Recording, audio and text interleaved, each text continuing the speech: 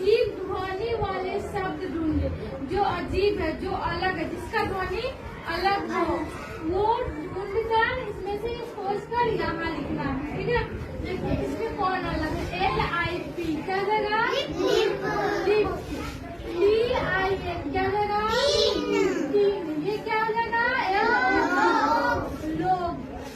FIN क्या जगह, इसमें कौन सा अलग लग रहा है, लोग। लोग अलग है।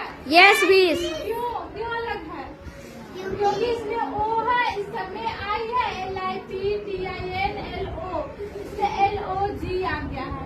क्या FIN, ये सब पढ़ने में एक समान है और ये अलग है ना। Yes miss. इसलिए ये यहाँ लिखा जाएगा, अलग ध्वनि इसका है। ठीक है, इसका ध्वनि अलग निकलता है ना, लोग। ये सब लिप तीन तीन ऐसे आ रहा है ना।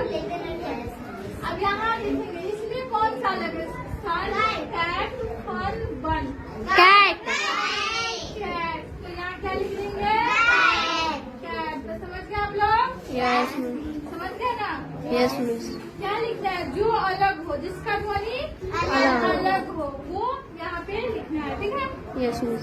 इसमें से ढूंढ कर फिर आप लोग